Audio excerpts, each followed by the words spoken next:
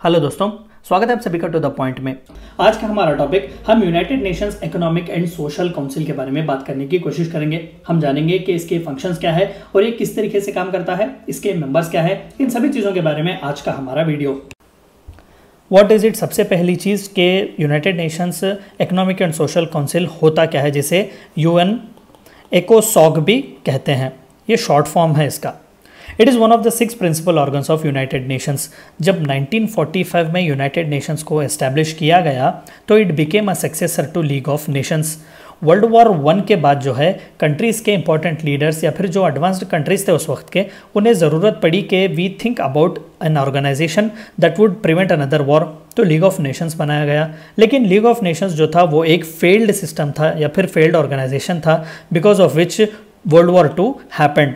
तो world war 2 के बाद फ्रैंकलिन डी रूजवेल्ट जो कि उस वक्त यूनाइटेड स्टेट्स के प्रेसिडेंट थे, या फिर यूके के प्रेसिडेंट विंस्टन चर्चिल जो थे, तो इन सभी लोगों को इंपॉर्टेंस पता चली कि एक ऑर्गेनाइजेशन जो कि इंटरनेशनल गवर्नमेंट नहीं है, हमने पिछले वीडियो में भी इस पर बात की है कि यूनाइटेड नेशन जो है वो बस एक कोऑपरेटिव ऑर्गेनाइजेशन है, यानी कि वो ऑर्गेनाइजेशन है जो डेलीगेट करता है इंटरनेशनल कोऑपरेशन को। वो इंटरनेशनल गवर्नमेंट नहीं है, वो एक सॉवरेन बॉडी नहीं है। तो वर्ल्ड वॉर 2 के बाद इन सभी कंट्रीज़ को, इन सभी लीडर्स को इंपॉर्टेंस पता चली कि एक डेलीगेटेड ऑर्गेनाइजेशन का होना चाहिए, तो उन्होंने फॉर्म किया था यूनाइटेड नेशन। तो उस यूनाइटेड नेशन के 6 प्रिंसिपल ऑर्गन्स थे। उन्हीं 6 प्रिंसिपल ऑर्गन्स में से एक ऑर्गन है United Nation Economic and Social Council, responsible for coordination of economic and social fields of organisation. हमने देखा कि यूनाइटेड नेशन जनरल असेंबली जो है वो रोज़मर्रा की चीज़ें नहीं कर सकता, यानी कि वो सेशंस साल में एक बार मिलते हैं और उन्हें एक एजेंडा दिया जाता है, पोर्टफोलियो दिया जाता है, जहाँ पर 193 नेशंस जो है वोट करते हैं। लेकिन बाकी के जितने भी सोशियो और इकोनॉमिक कॉन्सेप्ट्स हैं या फिर सोशियो और इकोनॉमिक एक्टिविटीज़ हैं यूनाइटेड नेशन के, वो पूरे यूनाइटेड नेशन इकोनॉमिक और सोशल काउंसिल करता है। यूनाइटेड नेशन जनरल असेंबली एक लेजिस्लेटिव बॉडी की तरह है, लेकिन United Nation Economic and Social council ये एक एग्जीक्यूटिव पार्ट की तरह काम करता है, जो यूनाइटेड नेशन के सोशल और इकोनॉमिक फील्ड को डील करता है। Specifically in regards to the 15 specialised agencies, 15 जो है अलग अलग स्पेशलाइज्ड एजेंसीज है यूनाइटेड नेशंस इकोनॉमिक और सोशल काउंसिल के, जिसके तहत वो काम करता है। The 8 functional commission and 5 regional commission under its jurisdiction. तो इकोनॉमिक और सोशल एक्टिविटीज़ जो यूनाइटेड नेशंस की चलती हैं वो इसी काउंसिल के तहत चलती हैं, जिसके अलग अलग रीजनल ऑफिसेस हैं और ज्यूरिसडिक्शन है।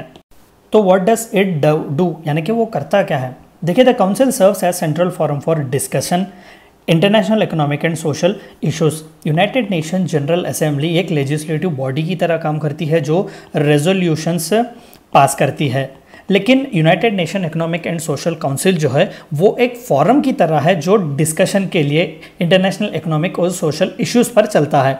हालांकि वो जो 7 मंथ्स पहले एक रिपोर्ट दी जाती है, एजेंडा सेट किया जाता है, वो मोस्ट प्रोबेबली इसी फोरम से आती है। Formulating policy recommendations addressed to member states and United Nations system, यानी कि तमाम जितने भी पॉलिसी रिलेटेड आइटम्स हो वो इसी United Nations economic and Social council जो है वो सेट करता है। यानी कि तमाम यूनाइटेड नेशन जनरल असेंबली के डेलीगेट्स जो रिकमेंडेशंस मिलते हैं, जो अलग अलग मेंबर कंट्रीज़ या मेंबर स्टेट्स जो रिकमेंडेशंस हैं देते हैं, वो उन्हें कंसिडर करता है।